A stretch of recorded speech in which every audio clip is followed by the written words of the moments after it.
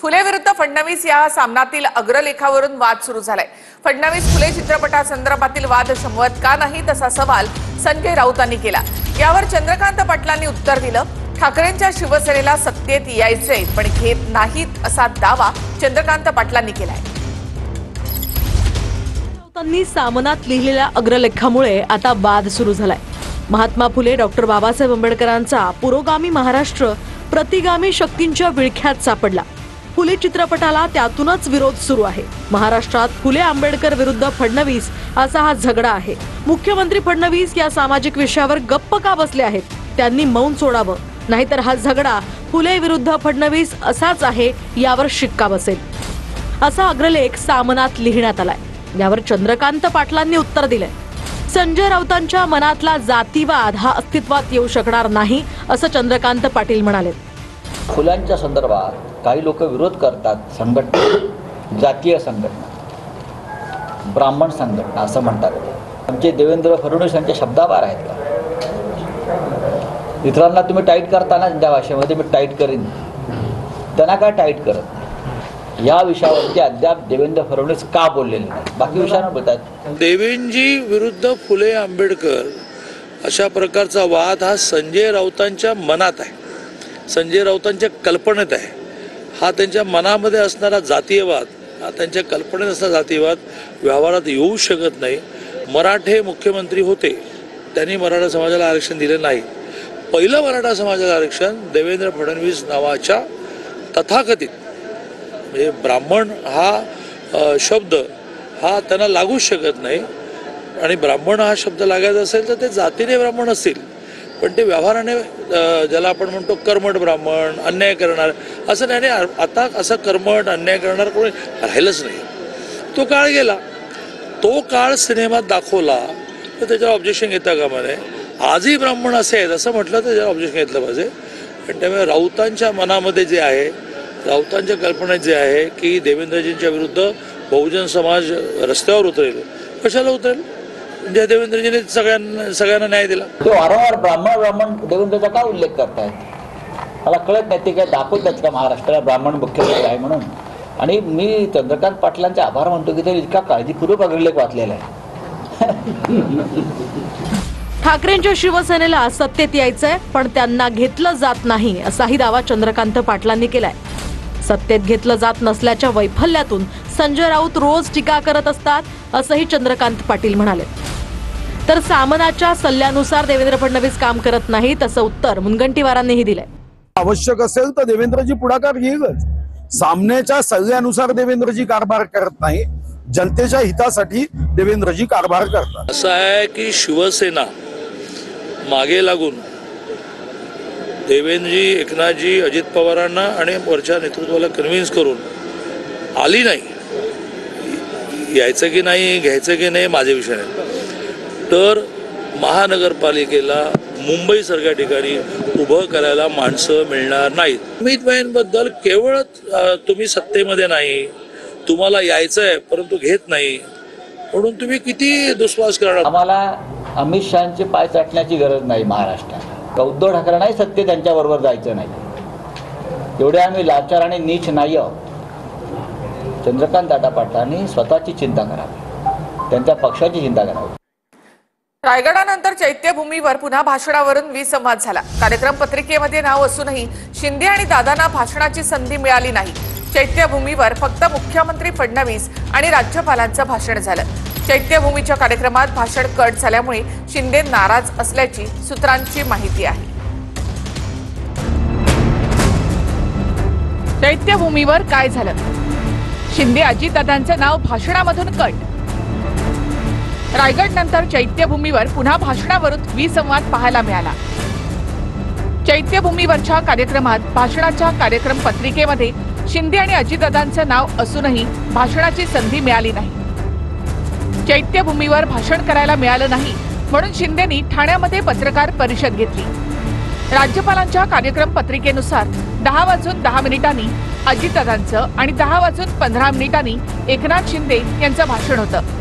दोन्ही उपमुख्यमंत्र्यांना कार्यक्रम पत्रिकेनुसार 5-5 मिनिटं भाषण करण्याची संधी होती। चैत्यभूमीवर डॉक्टर बाबासाहेब आंबेडकर यांना अभिवादन केल्यानंतर थेट मुख्यमंत्री फडणवीसांचं भाषण सुरू झालं.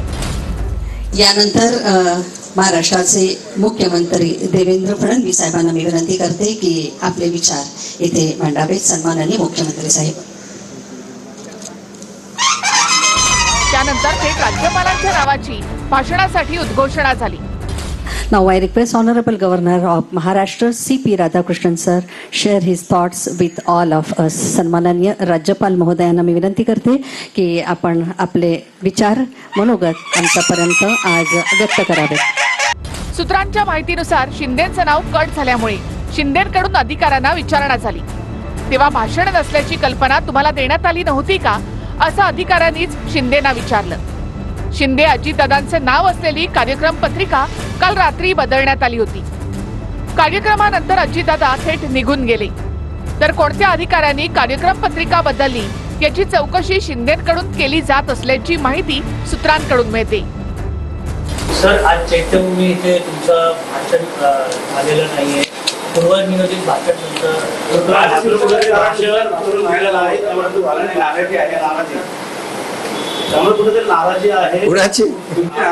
अरे बाबासाहेबां चैत्यभूमीला जाणं, बाबासाहेबांचं दर्शन घेणं, बाबासाहेबांना विनम्र अभिवादन करणं यापेक्षा दुसरं मोठं काय असू शकतं.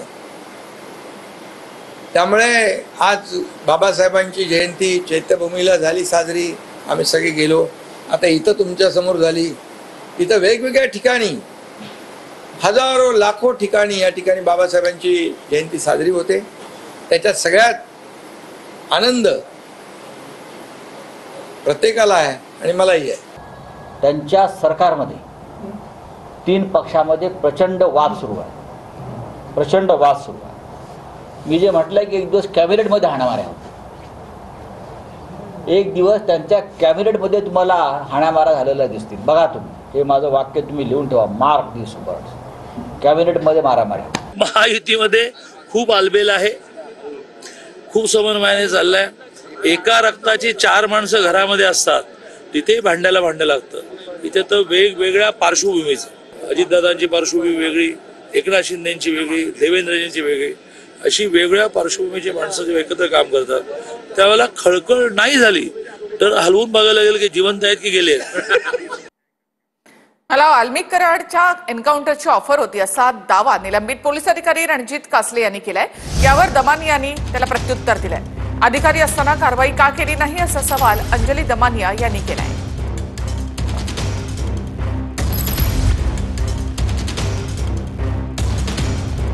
5 ते 50 कोटींची ऑफर होती असा मोठा दावा कासले यांनी केला आहे. एन्काउंटर कसा केला जातो, बोगस एन्काउंटर, ते मी पहिले सांगतो. ज्याप्रमाणे मला ऑफर दिली होती एन्काउंटरची वाल्मिक कराडच्या, त्यावर मी नकार दिला. म्हणलं एवढं पाप होणार नाही. आणि ते लाईफ टाईमचं एक लमसम अमाऊंटची ऑफर देतात, म्हणजे 10 करोड, 20 करोड, 50 करोड अशी एक ऑफर देतात. तुम्ही बोलाल तेवढी ऑफर असते त्या एन्काउंटरला. आणि तो माणूस कुठेही असेल तर त्याला त्या ठिकाणी बोलावून घेतात. जसं मी सायबरला होतो, सायबरचा आणि इकडला काही संबंध होता का? नाही. पण त्यांना माहित होता की हा माणूस करू शकतो, याच्यामध्ये दम आहे, गट्स आहेत. अतिशय विचित्र आणि विक्षिप्त असा हा माणूस आहे. त्याचे आधीचे व्हिडिओज अतिशय मध्यधुंद अवस्थेतले देखील बघितले आणि मला तर प्रश्न पडतो की मग अधिकारी असताना ही माणसं काय करत होती? जर तुम्हाला एवढं छानपण होतं तर तुम्ही अधिकारी असताना काहीच कारवाई का नाही केली? आत्ताच्या घटकेला पण हा माणूस सायबरमध्ये आहे आणि सायबरचा अधिकाऱ्याला कधीच कोणी एन्काउंटर करायला सांगत नाही. कुठेतरी खळबळ करायची, काहीतरी वाटेल ते बोलायचं आणि त्याचे व्हिडिओज बनवायचे, हाच त्याचा कार्यक्रम आहे असं मला वाटतं. चांगले अधिकारी असताय त्यांना तुम्ही नोकरीवरती काढताय, तो असंच होणार आहे. आणि जसे आज पोलीस अधिकारी आहे किती जरी केला तो त्या खरं बोलताय की त्यांना वाल्मिक कराडचे एन्काउंटरची सुपारी दिली होती. होऊ शकते क्योंकि धनंजय मुंडेचे पुरे मोस्ट ऑफ द काले कारनामे वाल्मिक कराडचे कडे आहे, तो होऊ शकता असं. पुण्यामधल्या सय्यदनगर भागामध्ये दहशत माजवणाऱ्या गुंडांची पुणे पोलिसांकडून धिंड काढण्यात आली. धिंड काढलेल्या गुंडांच्या विरोधात तक्रार करण्याचं पोलिसांनी आवाहन केलं. वरिष्ठ पोलीस निरीक्षक मानसिंग पाटील यांची सिंघम स्टाईल देखील यावेळी पाहायला मिळाली. पुण्यात गुंडाची धिंड, पोलीस निरीक्षकाची सिंघम स्टाईल. पुण्यातल्या सय्यदनगर भागात दहशत माजवणाऱ्या गुंडांची पुणे पोलिसांकडून धिंड. रिजवान उर्फ टिपू सत्तार पठाण सद्दाम पठाण, एजाज इनामदार, नदीम खान या गुंडांची धिंड काढलेल्या गुंडांविरोधात तक्रार करण्याचं पोलिसांचं आवाहन. टिपू पठाण आणि साथीदारांवर पुण्यातल्या काळेपडळ पोलीस ठाण्यात गुन्हा दाखल. पोलीस निरीक्षक मानसिंग पाटील यांची सिंघम स्टाईल. कुणाकडे खंडणी मागितली असेल किंवा कुणाकडून भीती दाखवून पैसे मागितले असतील किंवा घर खाली केलं असेल तर आम्ही तुम्हाला जाहीर आवाहन करतो की तुम्ही न घाबरता आमच्याकडे तक्रार करा. तुमच्यासोबत पोलीस आहे, तुम्हाला कुणाला घाबरायची गरज नाही आहे. आम्ही नेहमी तुमच्या मदतीसाठी आहोत. आपल्या एरियामध्ये कुणीही बाहेर राहणार नाही आणि भविष्यात असे भाई कुणी पैदा होणार नाही आणि झालेच पैदा तर आम्ही त्याची अशी अवस्था करू.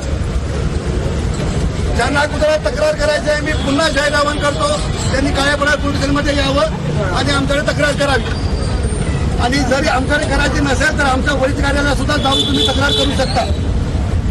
सगळ्या तुमचं नाव गोपनीय असेल किंवा तुम्ही आम्हाला गोपनीय माहिती सुद्धा देऊ शकता की यांनी कुठे कुठे काय काय कांड केलेलं आहे. तर सर्व नागरिकांना विनंती आहे की कुणीही घाबरायचं काम नाही. आम्ही पोलीस तुमच्या सोबत आहोत. थँक्यू.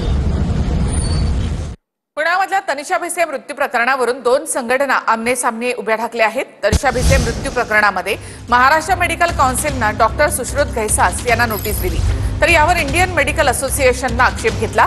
तनिषा भिसे मृत्यू प्रकरणात डॉक्टरांना नव्हे तर रुग्णालयाला जाब विचारायला हवा असं आयएमएनं म्हटलंय. तनिषा भिसे मृत्यू प्रकरणात डॉक्टर सुश्रुत घैसास यांना महाराष्ट्र मेडिकल काउन्सिलनं नोटीस बजावली. महाराष्ट्र मेडिकल असोसिएशननं माता मृत्यू प्रकरणी डॉक्टर घैसास यांना नोटीस बजावली. त्यावर इंडियन मेडिकल असोसिएशननं असं म्हटलं की डॉक्टरऐवजी ही विचारणा मंगेशकर रुग्णालयाची होणं गरजेचं आहे. महाराष्ट्र मेडिकल असोसिएशनचं असं म्हणणं आहे की डॉक्टर घैसास यांच्यावर रुग्णाच्या नातलगांकडनं 10 लाख डिपॉझिट मागितल्याचा आक्षेप आहे. त्यावर इंडियन मेडिकल असोसिएशननं असं म्हटलं की डिपॉझिट कुणाकडून किती घ्यावं हे धोरण डॉक्टर नव्हे तर रुग्णालय ठरवतं. महाराष्ट्र मेडिकल असोसिएशनच्या मते रुग्णालयानं त्यांना जी माहिती दिली त्यावर त्यांनी डॉक्टर घैसासांना नोटीस बजावली. इंडियन मेडिकल असोसिएशन असं म्हणतं की विचारणा ही रुग्णालयाची व्हायला हवी. डॉक्टर घैसास यांना नोटीस बजावणं चुकीचं आहे. त्यामुळे जाब हा डॉक्टरला न विचारता रुग्णालयाला विचारायला हवा असंही आयएमएचं म्हणणं आहे. जे काही म्हणजे आता पुण्याचा विचार केला तर पुणे महानगरपालिका अशा प्रकारच्या संस्थाच हॉस्पिटलवर कारवाई करू शकतात. डॉक्टरांवर कारवाई करणं हे स्वतंत्रपणे मेडिकल काउन्सिलचं काम आहे. तनिषा भिसे मृत्यू प्रकरणातल्या या वादात ब्राह्मण महासंघाच्या आनंद दवे यांनी ही उडी घेतली. डॉक्टर घैसास यांना जाब न विचारता रुग्णालयाला जाब विचारावा असं दवे यांनी म्हटलंय. घैसास गुरुजींवर कारवाई करण्यासाठी मेडिकल असोसिएशननी मनाई केली आहे. त्यांचं म्हणणे अशी कारवाई होऊ शकत नाही. आम्हाला आधीपासून माहिती होतं होऊ शकत नाही. एका विश्वस्तांना किंवा त्या मंडळाला माहीत नसताना काही देण्याची तर माहिती असणार. मला असं वाटतं सरकार असेल किंवा बाकीचे काही शासकीय यंत्रणा असतील त्यांनी आता तपासाचा फार्स बंद करावा आणि दीनानाथवर कठोर कारवाई करण्यात यावी अशी हिंदू महासंघाची मागणी आहे.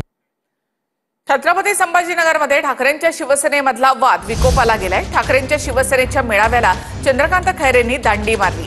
अंबादास दानवे यांच्यामुळे चंद्रकांत खैरे यांनी मेळाव्याला जाणं टाळलं अशी चर्चा आहे. नाही, मला सांगितलं नाही अंबादास दानवेने. स्पष्ट सांगतो मी उद्धव साहेबांना सांगणार आहे. आता मला अंबादासने सांगितलेलंच नाही आहे. तो अंबादास दानवे स्वतःला असं समजतो की बस तो आहे तो सगळ्यात मोठा. किती 2-4 महिन्याचाच आहे तो. आता जाणार मी करणार तक्रार. मी सांगणार. मी परवा मीटिंग आमची त्यावेळेस सांगणार मी. तुम्ही आम्हाला त्या ठिकाणी काय समजता? कचरा समजता तुम्ही? मंत्रिपदापर्यंत त्या ठिकाणी आम्ही होतोच साहेबांच्या आशीर्वादाने. आणि नंतर हा आला. नंतर येऊन काय करतो आणि काड्या करण्याचं काम करणार. हे मला आवडत नाही, बिलकुल नाही आवडत. माझ्या माहितीप्रमाणे नागपूरला त्यांच्या काही समाजाचा मेळावा होता, त्याला ते गेले होते. दादा तुम्ही जर काय आयोजन करता त्याच्यात त्यांना प्रमुख मार्गदर्शक करता तरी ते समाजाच्या मेळाव्याला जातात म्हणजे दांडीच मार्गी नाही. त्यांना विचार, मला नाका विचार. मग दांडी मार्गी आता त्यांनी मागच्या काळात माझ्यावर काय काय बोलले मी उत्तर दिलं का? देणार पण नाही. ते म्हणतात मला आता मी त्यांचंच नाव मार्गदर्शक म्हणून टाकलं होतं तर ते नाही आले. त्याला मी काय करू शकतो? घेतलं पाहिजे. भुमरेचं त्यांचं वैयक्तिक मत आहे. त्याला एनकेन प्रकारे खैरेंना संपवायचं आहे. मग खैरेंचं कशामुळे संताप होऊ शकतो? मग त्याला न बोलवण्यामुळं. खैरेंना बाजूला काढणे आणि उरलेल्या या उबाटा गटावर वर्चस्व स्थापन करणे हा त्याचा एक मेन हेतू आहे. गिरीश महाजन यांनी एकनाथ खडसेंना आबरू नुकसानीची नोटीस पाठवली आहे. पत्रकार अनिल थत्ते यांनाही महाजन यांनी नोटीस पाठवली. IAS महिला अधिकाऱ्याशी महाजन यांचे संबंध असल्याचा आरोप खडसेंनी केला होता. खडसेंच्या या आरोपानंतर महाजनांनी नोटीस पाठवली आहे.